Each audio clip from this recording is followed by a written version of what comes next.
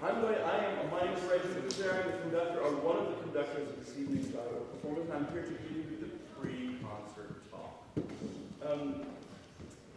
Get my clock out so that I do this in the right timing. Yes, I start and end at the right times. So, Bach. I bet you all have heard of Bach before. I bet you all have heard of Vivaldi before.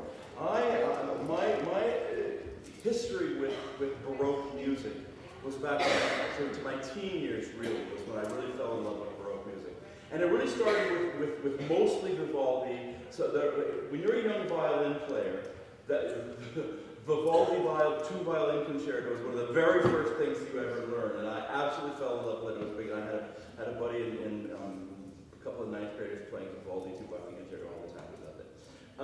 And there's an energy to it. There's a sense of movement to it. There's a liveliness to a lot of Baroque music that I really, really, really love. Another thing about Baroque music that I really, really love is the idea of two notes being very clashy and then resolving, and then clashing and then resolving. You'll hear that a few thousand times this evening. That basic structure. Because Pergolesi was very fond of it. Bach was more fond of it than Pergolesi, and Vivaldi definitely very much fond of it. Now these three people all have a lot of interesting relationships with one another, and not just having to do with being in a very similar time frame that they were working. Bach was a big fan of Vivaldi, and Bach actually did transcriptions of Vivaldi's pieces. He did some of the like violin sonatas and some of that sort of instrumental music. He did transcriptions for his people to play. In those days, you couldn't just sit down at your computer and pull up a PDF and email it off. Obviously, that's new in my lifetime. And so if you wanted scores, somebody had to copy them down. Now there was such a thing as published music, but it was not as generally available, and not right away. I mean, things would take a while before they would get into that way of distribution. So we're talking about music all in this Baroque period. What does that mean? A lot of the music appreciation text that I used to use listed the time period of the Baroque period as 1600 to 1750. That's a long time. Music can move a lot and change a lot in that time. And when you think about where music was when that started, we're talking about basically Monteverdi through Bach's death. A lot of musicologists think that the Baroque period really ended for most people before Bach's death, but they extended it to his death because he was still writing, and he's kind of the epitome of the Baroque era. He's kind of the guy that you all think of as Baroque music. I have a conductor friend, who is such a fan of Bach that he has tattoos having to do with Bach in myriad places. And every year he seems to get a new one, so it's very entertaining. It's like, what Bach tattoo are you going to have next?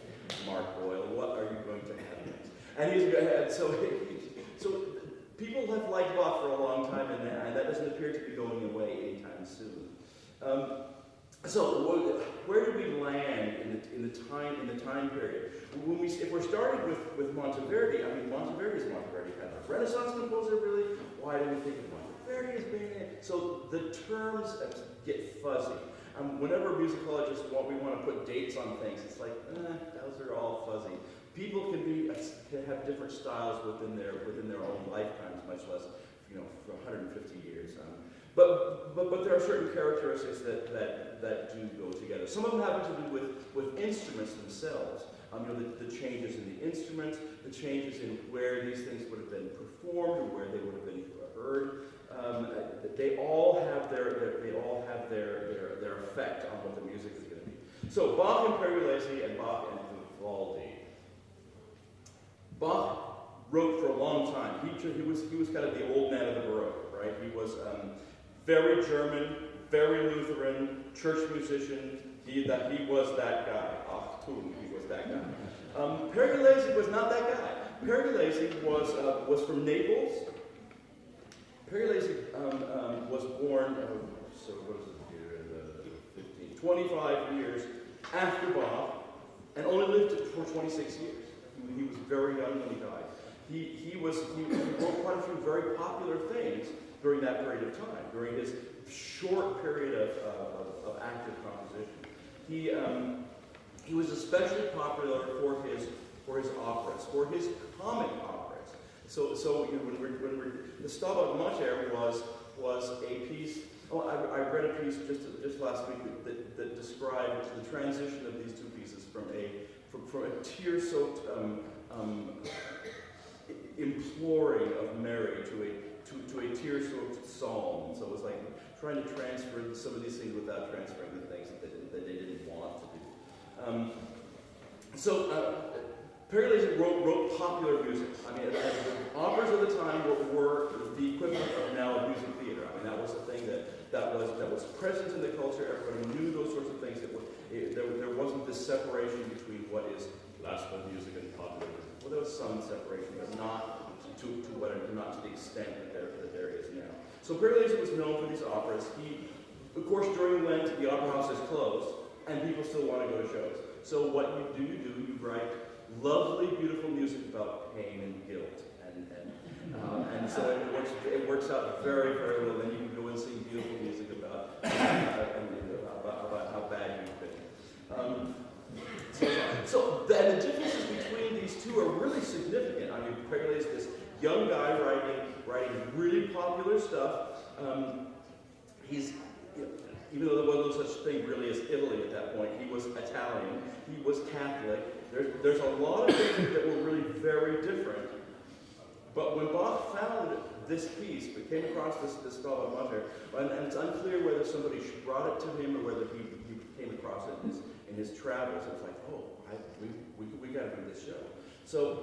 But I should do it in my way. So he took the show, lifted it lock, stock, and barrel, wrote adjusted all the accompaniments, put it into German, not just any German. So he took the Psalm 51 of Martin Luther, and then noticed that it didn't really fit very well, so he kind of got out his chisel and his axe and chopped it up and made a rhyming version of another version of something else, somebody else's version of a thing that was a version of something. So, I mean, and that's really the way these things worked a lot. Within their own music, within other people's music, it's like, oh yeah, no, we'll just do our version of that. We'll cover that. We can do a cover of that song. It'll be fine. And that wasn't considered plagiarism. That wasn't considered stealing. That's how things were done. So that's how the Bach came across the Pergolesi and how he ended up doing his Psalm 51 based on the Stabat Mater. This piece kind of disappeared for a real long time until about 1940 something. Because.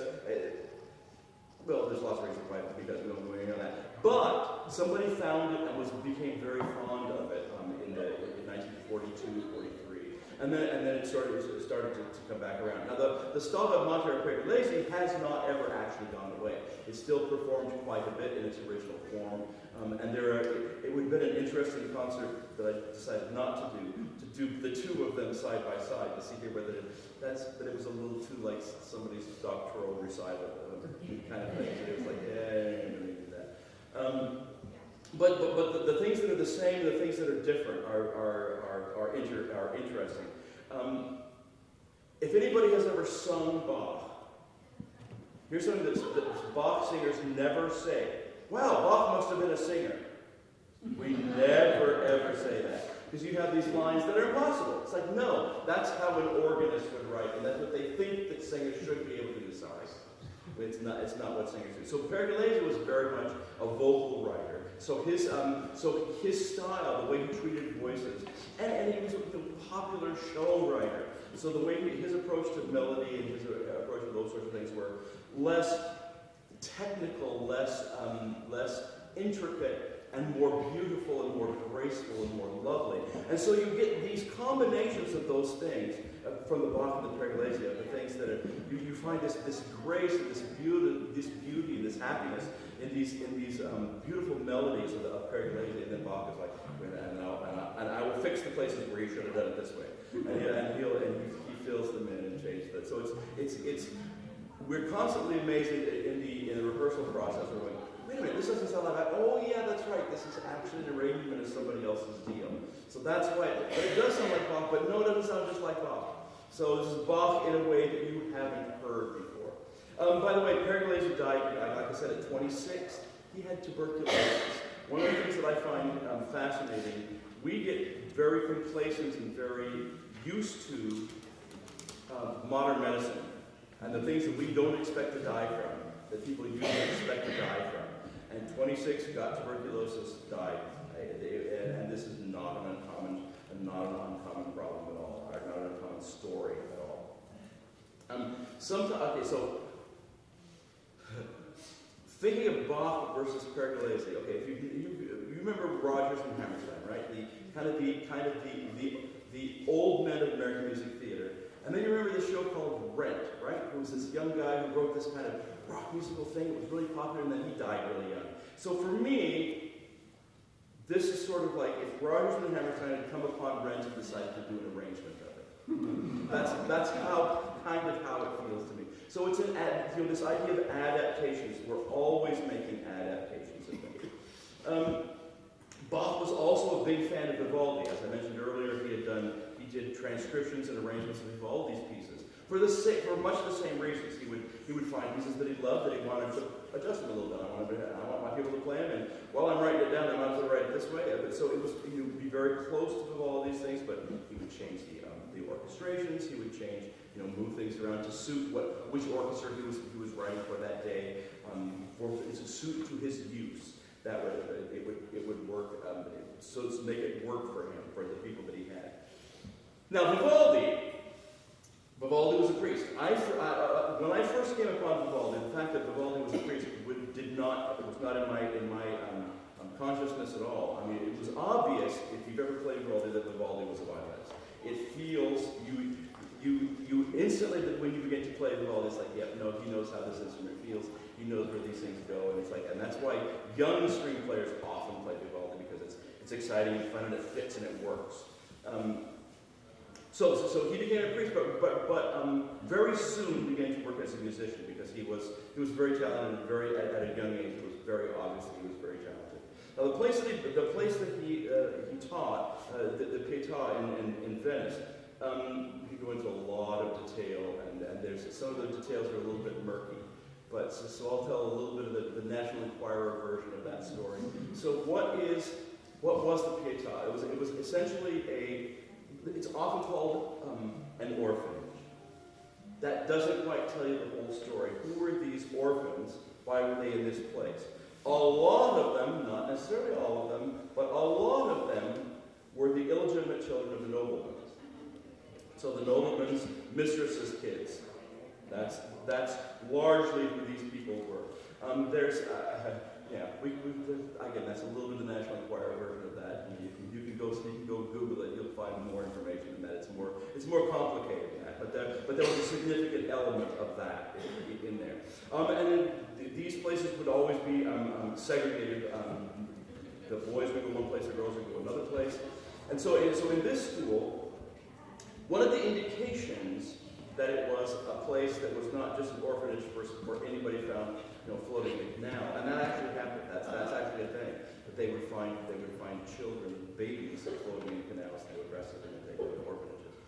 That was not so much how it was at Pietà. Apparently, that would be more like, okay, we make an arrangement, and you go there, and you're raised there. And this place was actually pretty well funded by noblemen for, let's wonder why. Why would they? Okay. So they had a pretty good education there. There were a lot of things that happened very well. They had a famous composer and violinist who was there to teach the orchestra and to teach the choir, and he would write music for this all-female choir and orchestra.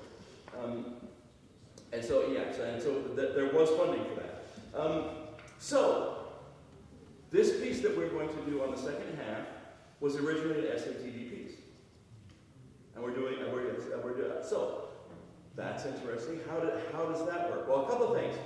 The place where they performed, and they were famous, by the way. People would come to Venice and they go, "Oh, you got to go and hear this girls' orchestra and choir because they're amazing."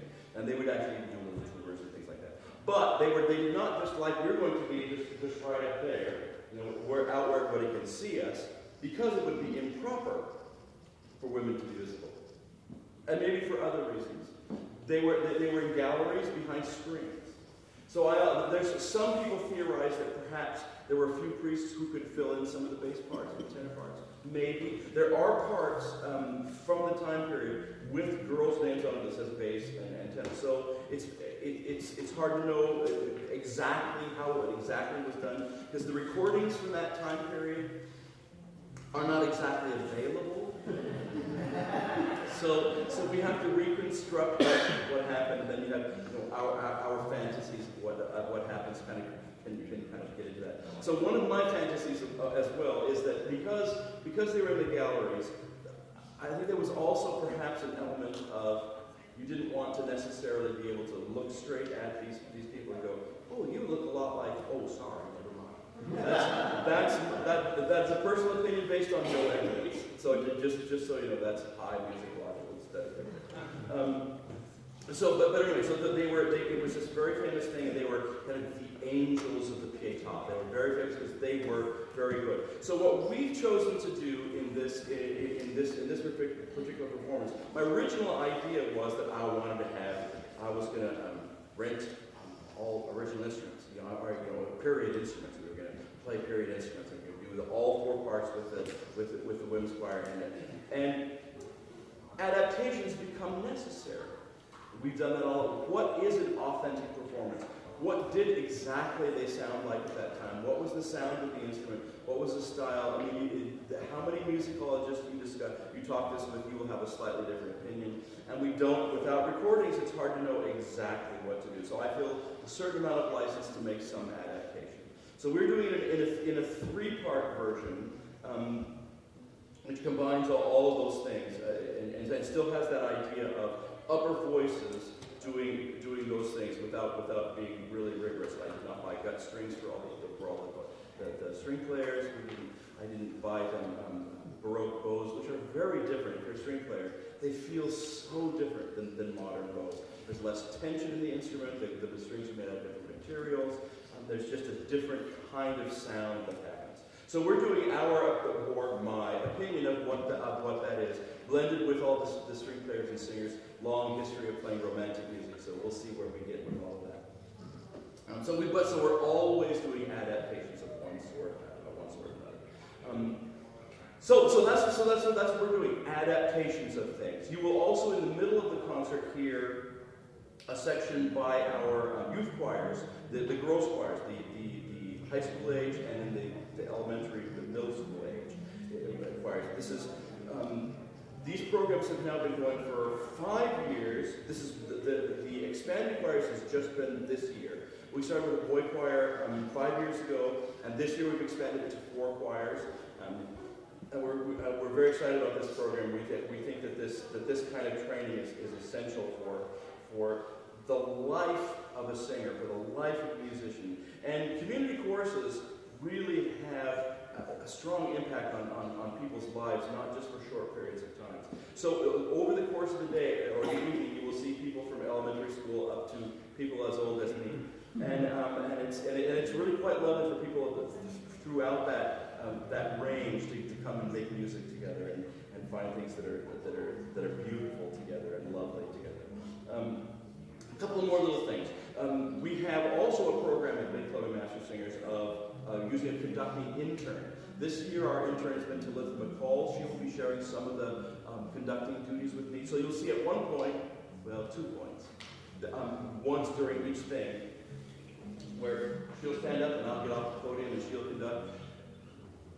These pieces are intended to be sung through without applause. So when she gets down, when we trade places, you don't need to applaud for anything. But if everybody feels like it, it's fine. We are also it's like we appreciate applause whenever you do it, but it's not necessary. However, when the young choirs are there, you have to applaud. They really that helps them, and that helps the thing. So we'll do that. There's a cell phone thing I'm supposed to tell you about. Cell phones. You guys have cell phone probably, right? I got to look up what was this information. There we have a texting thing. I'm gonna have to look it up from Justin's text. So he says, if you text the word choir, that's CHOIR, to the number 78816. Then what happens is you get text alerts to what's going on with Mastersingers. You'll get concert announcements. You'll get special deal announcements and things like that. For those of you who like to get text messages of what's going on, that's the way to do that. At intermission, there will also be an opportunity for snacks and things like that in the hall by Ethos, one of our longtime friends, restaurant, bakery place. They do great work. Anything else? I also wanted to remind you, to tell you about our soloist situation. We have these pieces all have quite a few solos in them. Instead of having a single soloist or two, we've spread them around the choir, and as you will hear, we have an abundance of riches in our solos department, and they are lots of fun. Well, the thing that I do not have the opportunity to do is to have them all take individual bows, because they're going to be singing from their places in the choir. But I just wanted to point them out to you without them being able to take a solo bow, and to let you know that we appreciate them, and we know you, and you will as well. So with that little texting choir to 78816, it's time for me to probably turn my cell phone off. If you want to go on Facebook and say I'm at this concert, you are welcome to do that before you turn your phone off. And we'll be back out in a few minutes. So we're sharing with you our adaptations of other people's adaptations. See you in a minute.